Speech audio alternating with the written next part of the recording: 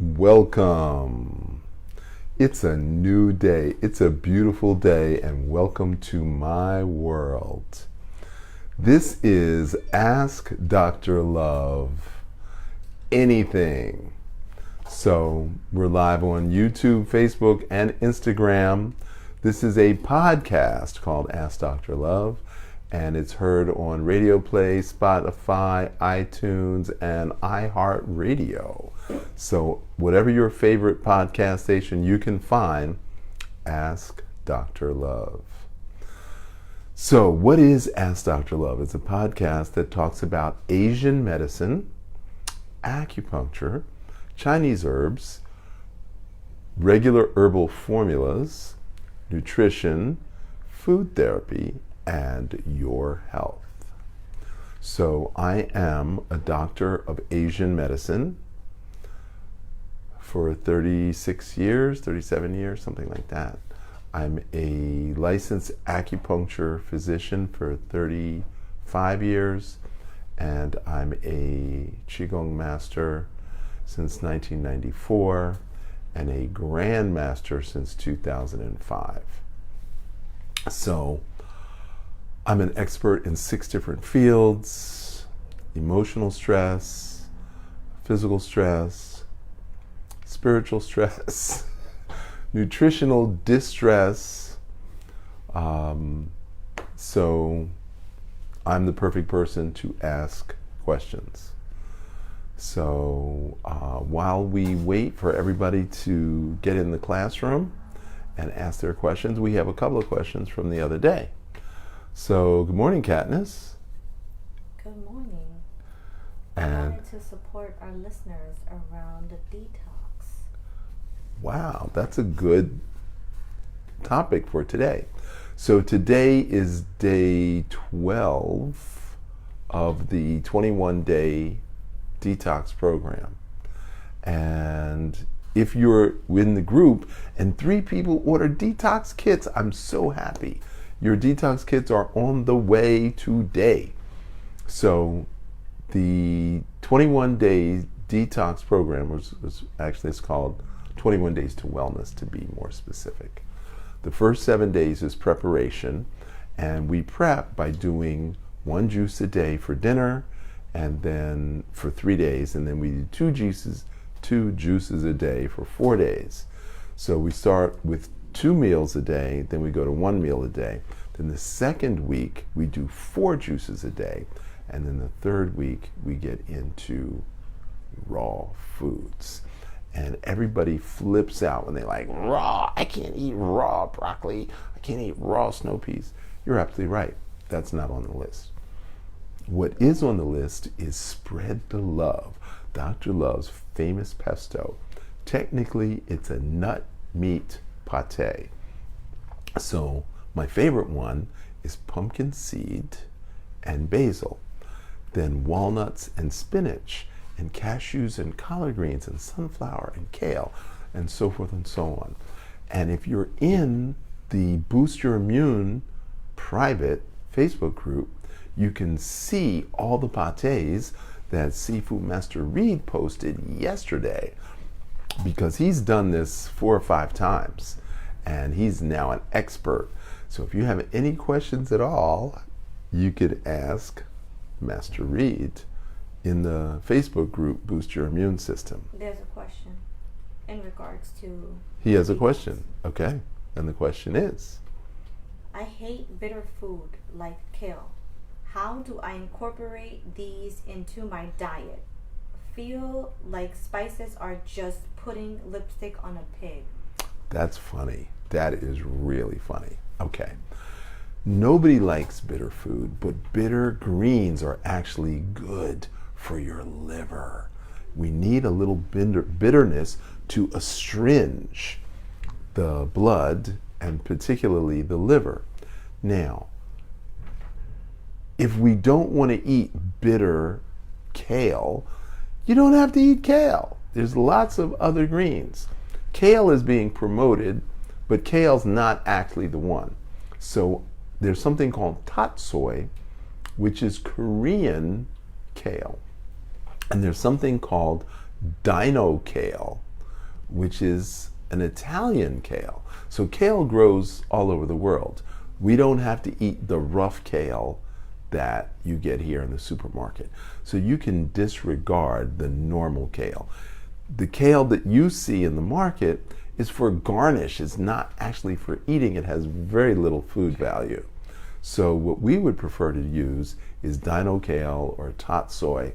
And there's a dozen other leafy greens that are bitter. So there's mustard greens, there's beet greens, there's turnip greens, there's Swiss chard, there's red chard, there's red kale, there's purple kale. So there's other kinds of kale rather than the regular kale that is available. So what seasonings can you use to soften the bitter taste?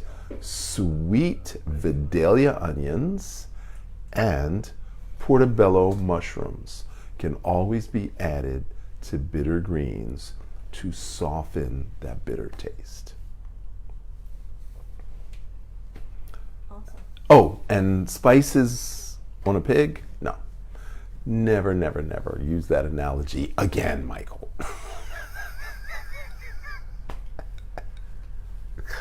So I've made a practice of what I call seasoning teammates, things that go together like cayenne and garlic and rosemary and thyme and onions and mushrooms. So I've got 8 pairs of seasoning teammates, which I may or may not post depending upon how many people push me to give it to them. Okay, next question. How do I heal someone I don't like? Wow, that's an excellent question. How do you heal someone that you do not like? Well, you're not much of a healer if you have preferences about people. So if you really want to be a healer, you have to disregard all preferences. So I'll tell you 2 short stories. You all have heard of Mother Teresa. So Mother Teresa took care of poor people in Calcutta, India, which is like a horrible city to live in. And there was a temple, a Buddhist, not a Buddhist temple, a Hindu temple, either next door or across the street, I can't remember. And so they did everything they could to upset Mother Teresa. They would put trucks in front of the place so the patients couldn't come in. They would move their garbage cans so they had no way to empty the garbage. They would set feces on fire in front of their door. I mean, and this is over a 20-year period. So the leader of the temple got old and got sick. And the Hindu temple did not know how to care for him. And they did not believe in Western medicine. So what did the temple do? Their leader for 20-something years, they put him on the street and left him to die. And Mother Teresa took him in and cared for him for 2 years until he died. And then that Hindu temple that had kicked out their leader then nominated Mother Teresa for sainthood. They were the first ones to write a letter to the Catholic Church saying she deserves to be a saint because she took in her enemy. Now, second short story. There was a black woman here in the South, and she had a neighbor. And the neighbor put dog feces and all kinds of crap in her yard every day for 10 years. This is a bitter old white woman, and she kept throwing feces into her yard. Then one day, the white woman has a stroke. The black woman comes to the hospital with a bouquet of roses. And the woman looked at the roses and she said, "Those are very unusual roses. I've never seen any roses like that. Where did you get those roses?" And she said, "I grew them in my backyard. When you threw the feces in my yard, I used it as fertilizer." So I hope that answers your question about how you heal someone you don't like. You don't have to like them, but you have to love them.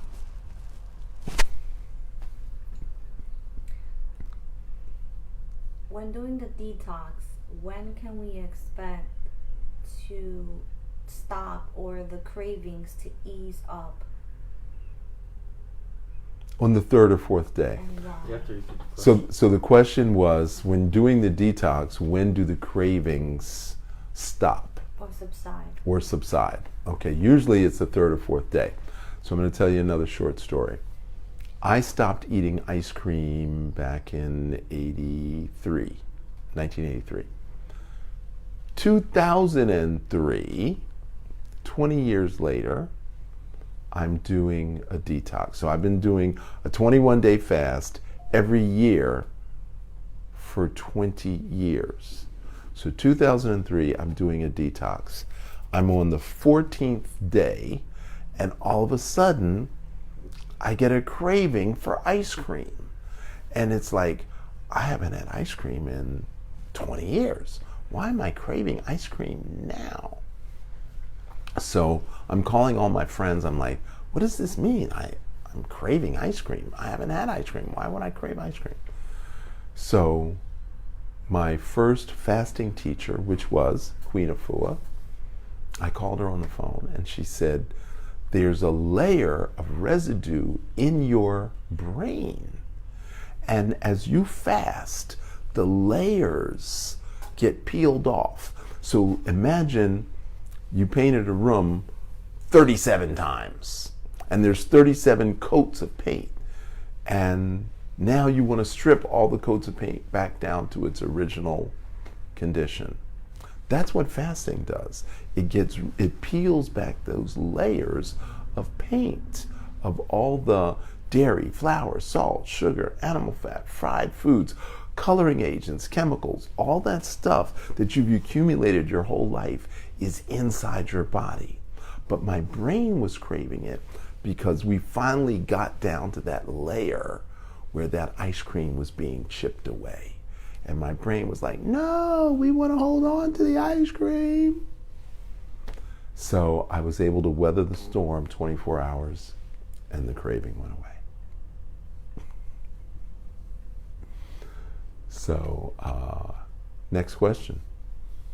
How can I prepare for the end of the detox so my re-entry is smooth? Because I heard that you can get gas or constipation or burning in the stomach if you go from one extreme to the other. Okay, that sounds like a two-part question.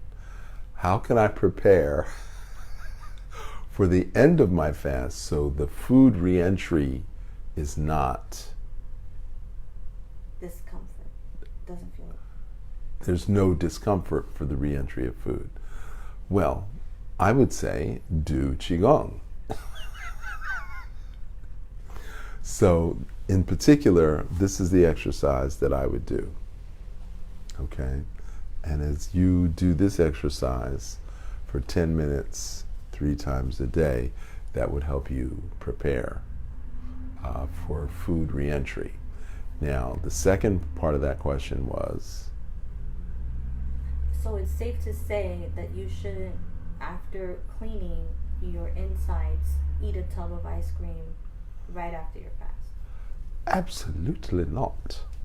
So the second way that you should have prepared is to do an enema, a self-administered enema, on the 2nd day, 5th day, and 8th day. And of course the 11th, the 14th, the 17th, and the 21st day. So you should self-apply enemas. And your enema is a quart of hot water, 32 ounces of water, and you may want to do 3 or 5 enema bags. So maybe we should have a conversation about enemas. You can if you really want, I'll go into the details of what is involved in giving a self-applied enema. But most people are too lazy to self-administer, so we go to a colon therapist where they use 5 gallons of water to gently wash out the residue of the large intestine. So that would be the second way, is to do colonics or enemas. And then the other part of that question was about gas or something. Yeah, gas or burning of the stomach or the esophagus. Okay, so if you have a esophageal distress, that literally comes from eating too much, eating too fast, and not chewing your food before you swallow. And that's what we call GERD, or gastroesophageal reflux disorder. So enemas or colonics and waving hands like clouds would help with the re-entry of food. Is it safe to say that if you have a discomfort, that perhaps there is an allergy to that food? Like, let's say dairy, butter. Well, if you're reintroducing food, which is, we're doing raw foods, so we're doing leafy greens, we're doing baby greens, we're doing lettuce, we're doing mesclun, we're doing carrot ginger dressing, we're doing, I said baby greens, romaine lettuce, butterhead lettuce, and there's going to be a whole class on lettuce. There's going to be a whole class on salad starting next Monday.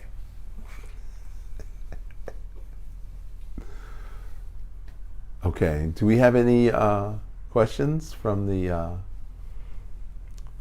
online group? If this is not the... Okay. I was wondering what Qigong forms give the most bang for the buck, or build the most qi in the body for the least expended doing the form. Expended energy. Okay, I was wondering what Qigong exercise gives the biggest bang for the buck. Or build the most qi in the body for the least energy expanded. Okay, so the biggest bang for the buck is going to be the flying dragon. But that is not the least expended amount of energy. So the biggest bang for the buck with the least expended energy is standing Qigong. Okay? And that's where you stand on your toes, you lift your heels about 1 inch off the ground. I don't know if you can see me. So what is the purpose of that meditation? To connect the heart with the kidneys. The heart is the hot water heater, the kidneys is the pilot light, and the blood is the water. If your pilot light goes out, all you get is cold water.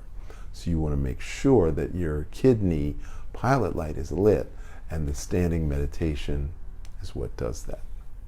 Okay. So should your eyes remain open the entire time? Your eyes should remain open the entire time.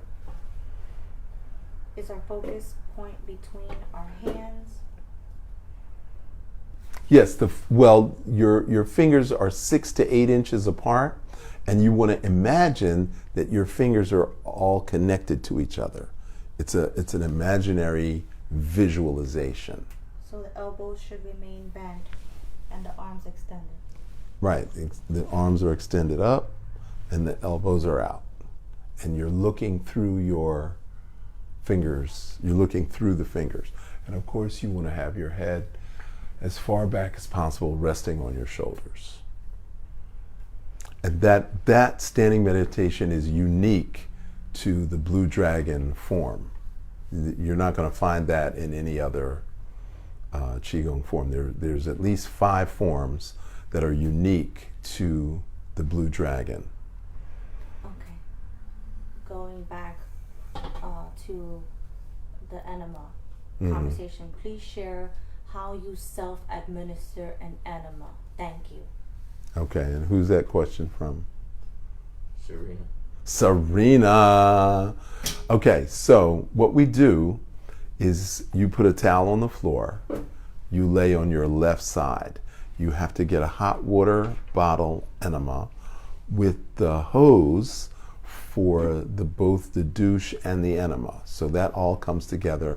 It's typically $20, $23 depending upon your drugstore, Walgreens, CVS, whatever. Or you can order online. So you lay on the floor, you get the hot water bottle. The water should be heated, like hot enough for tea. And then you attach the enema hose, which is different from the douche hose, which you should recognize. Now, it comes with a clamp. So you're going to let the water go through, and then you're going to clamp it. Now, you're going to put Vaseline or vegetable oil on the tip of the enema hose. The enema hose, the tip only goes this much into your rectum, which is 1 inch. So while you're pushing out, you're going to slide the tip in. I hope you're enjoying this. And you're laying on your left side. So you're going to push your rectum out, you're going to slide it in. Then you're going to unclamp it. And then you're going to actually feel the hot water go into your colon. And then you're going to clamp it. And you have a further question. Yeah, I just want to interject. It's supposed to be warm enough so that you're able to, like, drink it, or... It should be hot as tea, yes. But not... It's going inside of the body, so it has to be warm, but not hot to the point where... It's hot enough to drink tea. But not hotter, but not to the point where you wouldn't be able to drink it. I just want to give people a gauge of the temperature. The gauge is, if you can drink it... That's what I'm saying. Yeah. Okay, because I don't want you to go out and get a thermometer and like, oh, it's 103. Oh my God, I can't drink it. You know, so yeah. It has to be tolerable.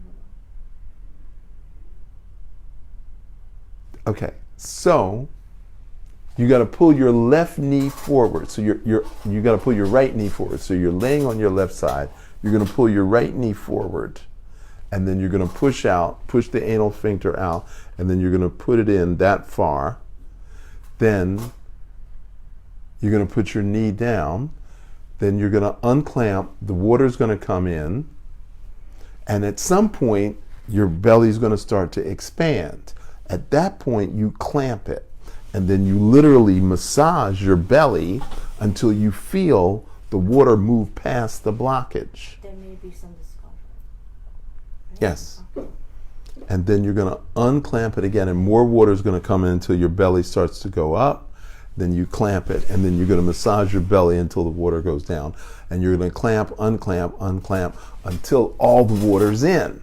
Now, at that point, you're going to flip on your back and pull your knees forward. And then you're going to massage again, and you're going to retain it for 10 minutes. 10 minutes. So you need to have a clock or something. And Okay. you need to be close to... No, you just need to be on the floor. You don't need to be close to anything. You just need to be on the floor on a towel. Okay? Now, when the 10 minutes is up, you're going to pull out the applicator. You're going to calmly stand up, and you're going to walk calmly to the bathroom. You don't have to run. You just calmly walk to the bathroom, and then you're going to evacuate. Okay? And you're going to stay there for another 5 minutes or so, because there may be 2 or 3 evacuations. Now, after you get used to giving yourself a 1-bag enema, then you're going to line up and you're going to get 2 and 3-bag enemas. And eventually, you'll get to 5 and 6-bag enemas. Now, I've been doing this a really long time, and I have lots of experience. In fact, I'm trained in giving colonics, and I teach people how to do enemas. So there's something called a Kalima board for people who are really into it. So if you have any further questions, you can arrange a telemedicine conference with me, or you can ask the questions at Ask Dr. Love to 81010. Then you'll get a reply message, and then in the reply you will type your question, and it'll come directly to me. At Ask Dr. Love to 81010. I hope you got it.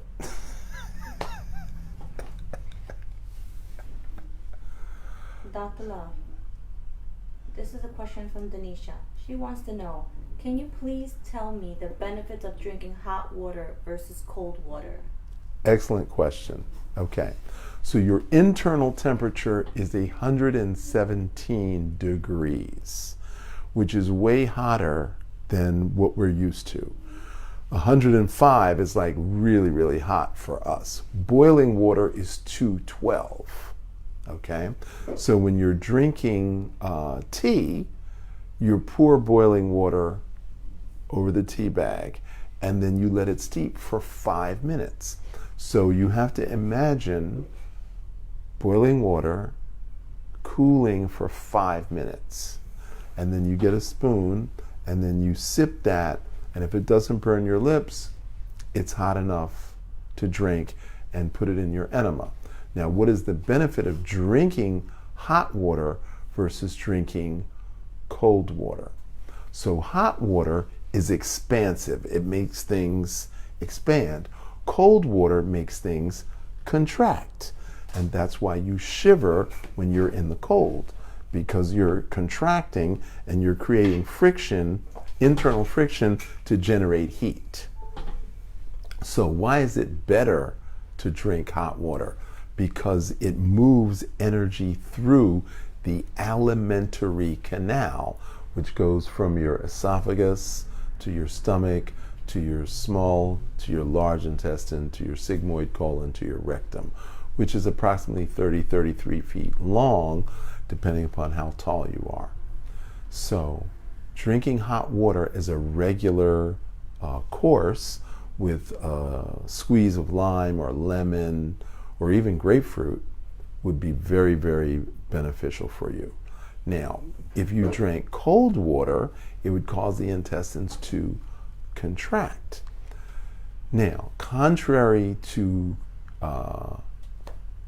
common sense, drinking hot tea actually makes you cooler. Drinking iced tea makes you hotter. Now that's contrary to common sense, but we did an experiment in high school. My father was a high school biology teacher, and we did an experiment where we drank hot tea, took the temperature, drank iced tea, took the temperature, and we were all surprised to find out that drinking hot tea actually makes you cooler. Now, if you want to lose weight, when you go to a restaurant, they give you ice water. If you drink ice water before you eat, the intestines are contracted and you're not going to absorb the food. It's going to go right through you. And that's why they serve ice water. So you'll still be hungry at the end of the meal and have room for dessert and coffee and wine. And that's a trick.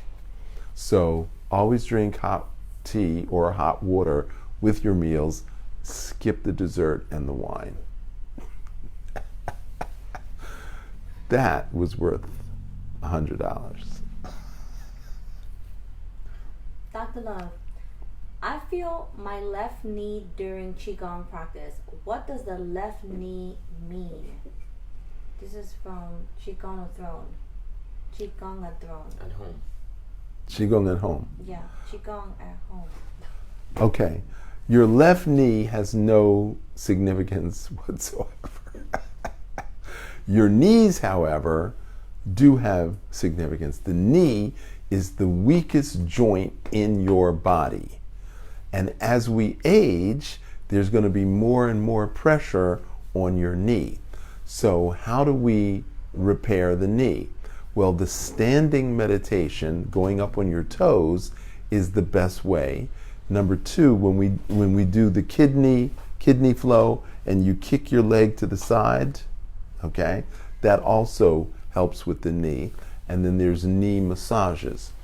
So I have a video on YouTube, it's 15 minutes long, on how to repair your knee pain. And you can watch that video, which we may just post a clip of in the Boost Your Immune System when we get around to it.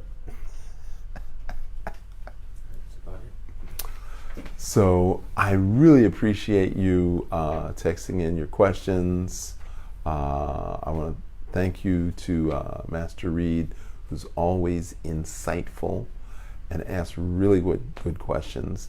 And stick to your fast.